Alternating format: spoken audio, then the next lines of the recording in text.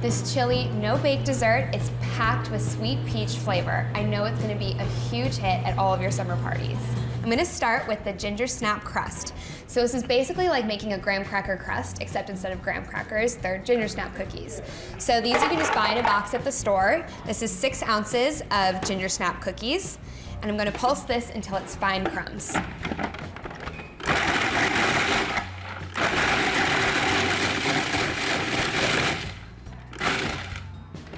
So next I'm adding half a teaspoon of salt, and then half a stick of butter. This is 4 tablespoons of melted unsalted butter. Pulse this again until it's the texture of wet sand.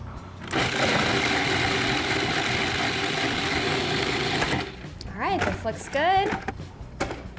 Now I'm just gonna scoop it into a 9-inch pie plate. Everything out of here.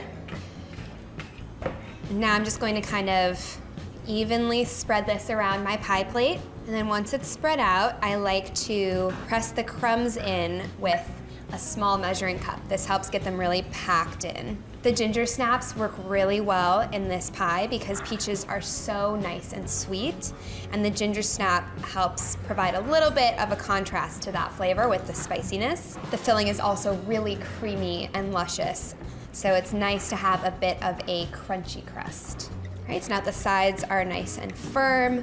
I'll just pack the bottom in, make sure that we get nice, clean slices out of our pie. That looks good. So as I mentioned, this is a no-bake pie, so this is going into the freezer for 30 minutes until it's firm. While the crust chills, I'm gonna get started on my peach mixture. So I have 2 pounds of fresh peaches here. It smells so good. And I'm just cutting these into large chunks, about 1 inch in size. These are not Freestone peaches, so what I like to do is cut around the pit like this. You can even cut that little bit at the end if you're worried about waste. Sometimes I nibble on this, it's like the chef's treat. And then you don't have to worry about trying to wrangle that pit out of the peach. So just giving these a rough chop.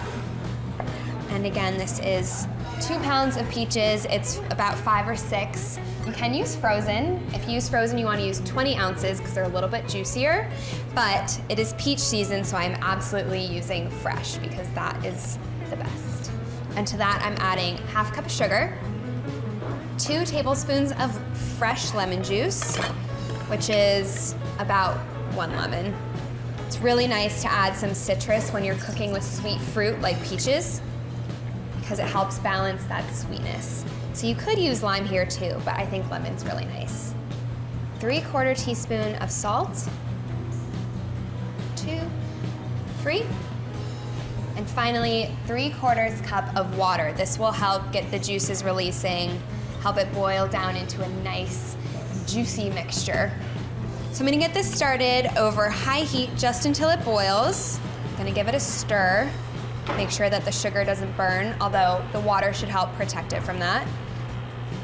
And then while that's getting going, I'm gonna sprinkle 1 tablespoon of gelatin over half a cup of water. This comes from 2 packets of gelatin. And I'm just gonna let this sit until it's softened, it's kind of saturated, it's not grainy anymore, and this is gonna be going into our peach mixture. This looks like it is just about at a boil, so you give it another minute. And I'm going to add a basil sprig. Basil is one of the few things I can actually grow in my tiny New York apartment. And this gives just a nice little hit of herbaceous flavor that goes so well with the peaches. So we'll throw that in. And now that it's just coming to a boil, I'm going to cover it and cook this for 15 minutes, turn the heat down to medium-low, and that's gonna reduce down. The peaches are gonna fall apart, release all of their juices, and that will be our mixture. So this has been simmering away for 15 minutes. Oh my gosh, look at that. It smells so good.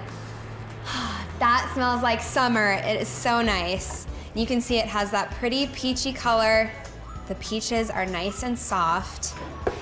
Now I'm gonna press the mixture through this strainer. It's gonna make a puree. So I'm gonna start with maybe half of it so it's a little bit easier to do.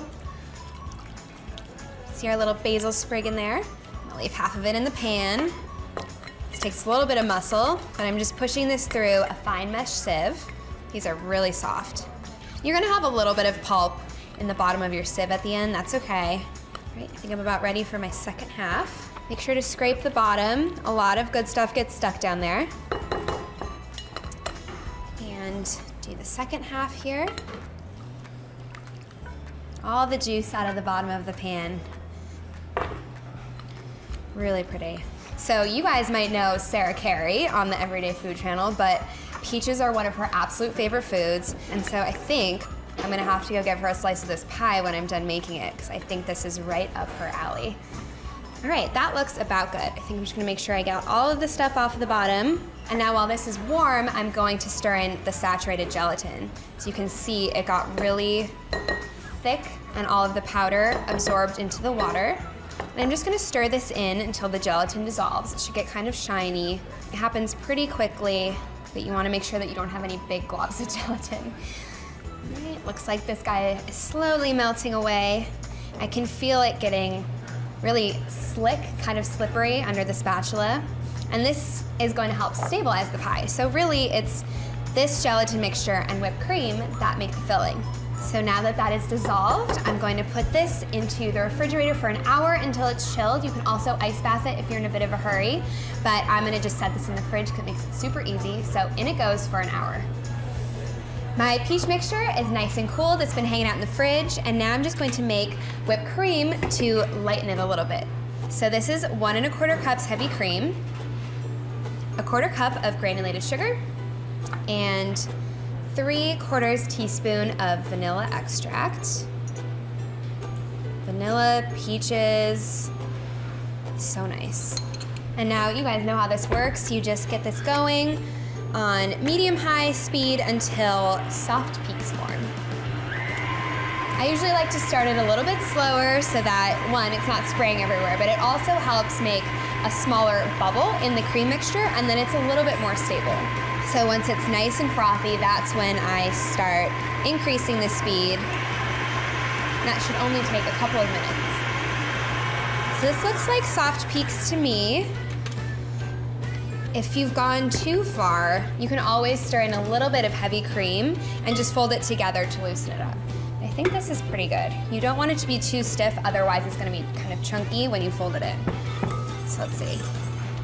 Yeah, this looks nice. Very soft, but it has enough lift that it will add volume. All right, so now I'm going to fold the cream in to my peach mixture. I'm just gonna do a little bit to start, kind of loosen it up. I don't wanna lose all the volume in it, but this one you can kind of stir in more than fold in because you want to incorporate it completely. You will notice the color is starting to lighten up a little bit. All right, so now that that's incorporated, I'm going to fold in the rest of the whipped cream. So give this a nice fold. I like to go cut through the middle and then fold around the edge. And usually you want to use kind of a bigger size spatula for this. Don't use your little tiny one, otherwise you're going to have to stir it too much and you'll deflate the mixture. So you can see it's got some body, it's looking nice and creamy. I'm just going to fold this until the streaks of whipped cream are more combined. All right, this looks combined to me. I'm going to pour it into my prepared ginger snap crust here. Dollop this in. That looks good to me. So now just take my spatula, create some nice swoops. This is going into the freezer to chill for 4 hours and up to 1 day. Here she is out of the freezer, looking beautiful, but we have one last crowning touch because this is Sweet Talk, we have to be a little extra, sugared basil leaves. So I'm gonna take a couple leaves from my basil, see a couple pretty ones. I've already done a bunch ahead because they do take about an hour to dry, but I wanted to show you how this is done. I have a little bit of whisked egg white here, and I'm just going to brush this on and hold it over the tray and generously coat it with granulated sugar. Both sides. This kind of candies it and preserves it a little bit so they last a little longer. You just let that sit for an hour and up to a day. until they're completely dry. They'll get a little bit harder. So once these are dried, they are really delicious and also very elegant and a very easy garnish for your pie. Finally ready to decorate, so I have some fresh sliced peaches. I'm going to arrange in the middle. I don't know if I need all of these, because I still want to see some of my pie around the edges. Pick the prettiest pieces, of course. Like that. So now I'll place my basil leaves. There's 24 here. I'm just going to use some of these on the pie, and then the rest of them will be garnished for individual slices, just like that. Isn't that stunning? Make sure you get down to the bottom of the pie plate. I just heard it. That looks good. Oh, so delicious. That beautiful peach color. Looks nice and fluffy. I'm so excited to try this. Have to get a little bit of basil on there.